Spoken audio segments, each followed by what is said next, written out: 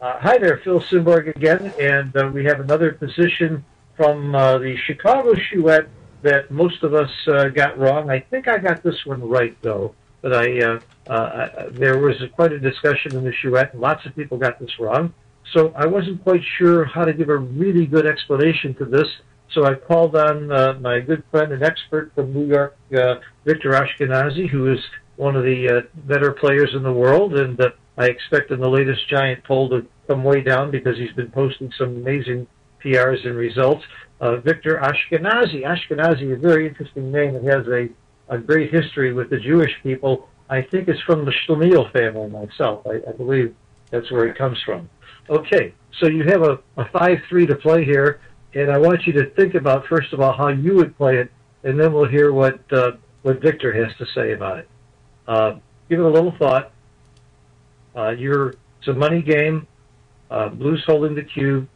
You have a 5-3 to play. Of course, this is your inner board over here.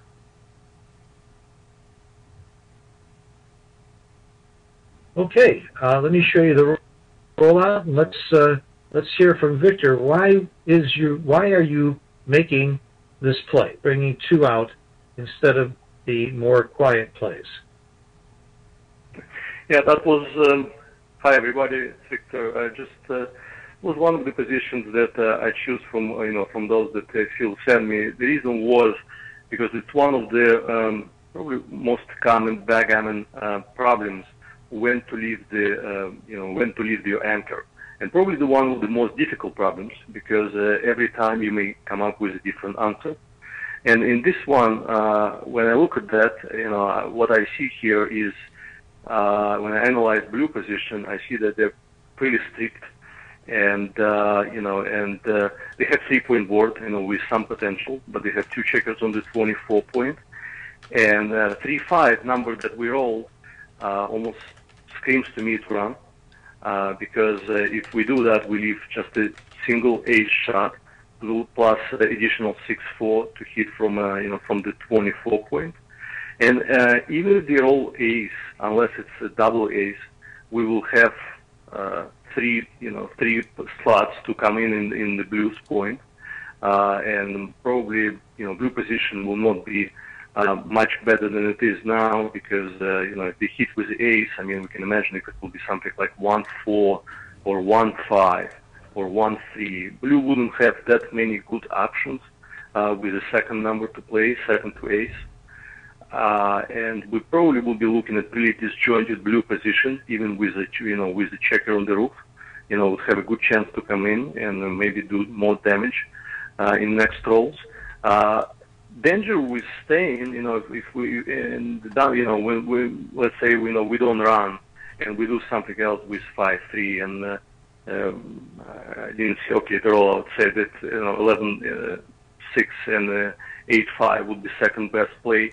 I mean, though it gives us like 5 builders for a deuce point, it just, first it breaks very valuable 8-point, and it just brings too many checkers, in for red, and we still keep the anchor outside, which potentially can give us some problems with, with unfortunate numbers like double 4.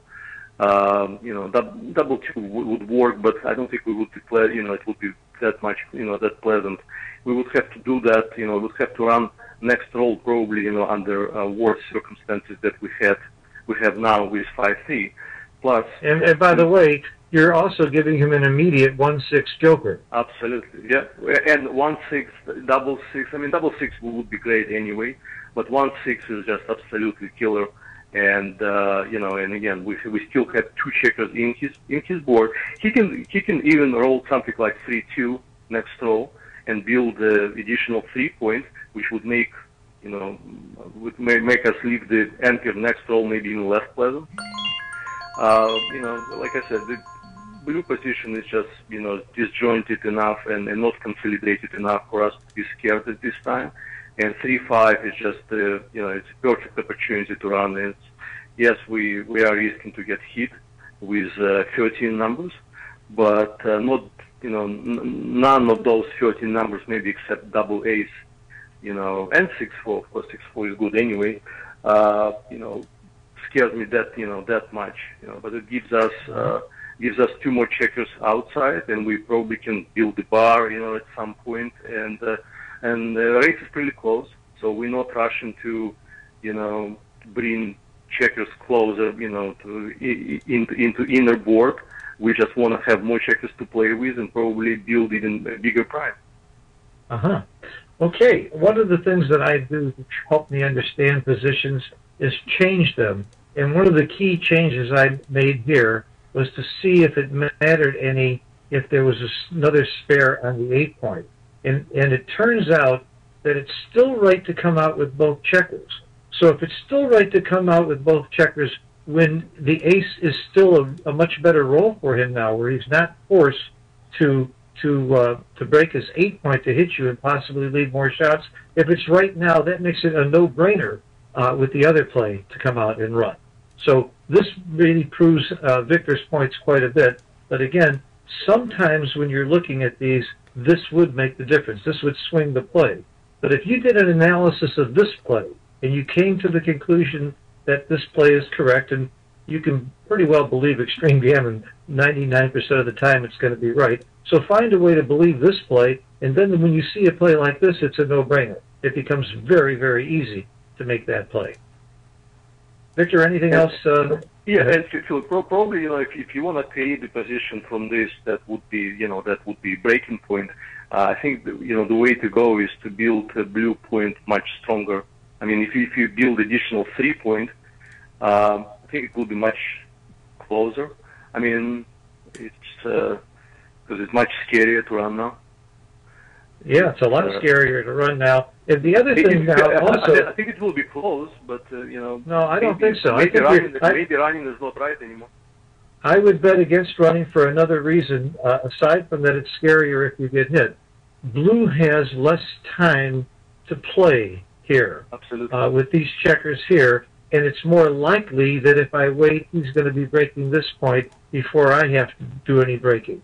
So for that reason, I'm staying. Let's find out. I could be wrong. And also, let's not forget that cube is given and blue gets more gammons, when red runs now.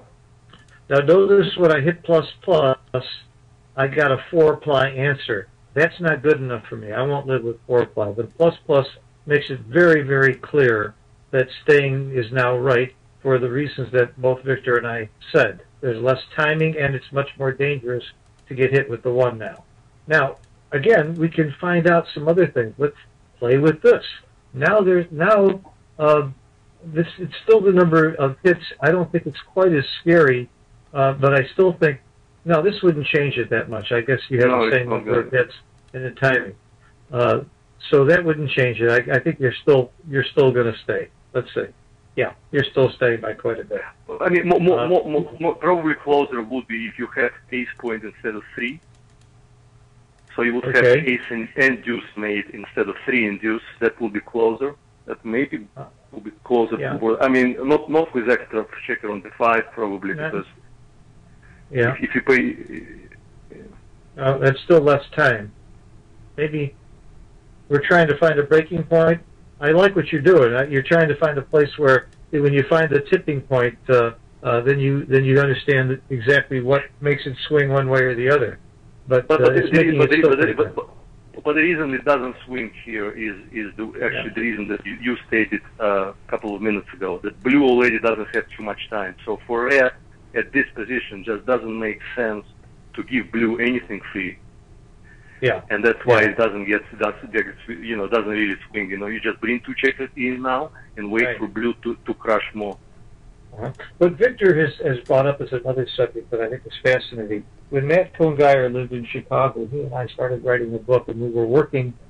We finished 1 chapter after months and months, and we pretty much gave it up because he started traveling, and I started teaching pretty much full time, so we didn't have time. But in that work that we did together, he was constantly looking for that one position where you could go either way. And I said, I usually ignore those because you can go either way. I'm looking for the ones where it's right to run or right to hit or right to stay back. He says, absolutely not. When I find the one that's right on the edge, then I can really see I really got my answer. of what it takes. If I move one checker here, then I run. If I move one checker here, I stay. So looking for that tipping point type position is really the ones we used to ignore all the time, or at least I used to ignore all the time.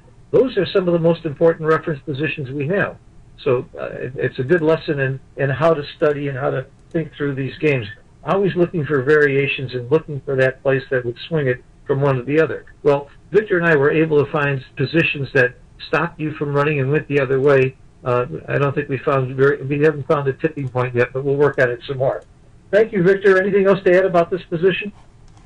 No, I think it's just one of those examples when breaking the end, the entry point is correct. But yeah, I think I always have to be very careful with that. Great. I have a whole lesson called Breaking the Anchor, and I have 16 examples, and every single one of the 16 examples of breaking the anchor, I can change for where you do break or don't break usually by moving one checker.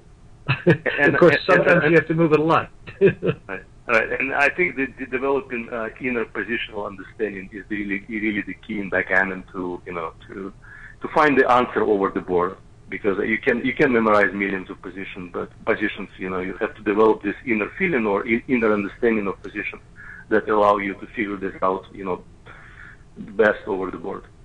Good point. In other words, you're not trying to learn this by reference positions and memorizing each position. You're trying to learn the logic behind it so that whatever the position is, you understand how it flows and why you would make the play you would make. That's correct. Good point. Thank you, Victor, for your time, and thank you, everybody, for watching. And Victor will be joining us on other positions as well in the future. And thanks for your time for the USBGF. See you next time. Bye-bye.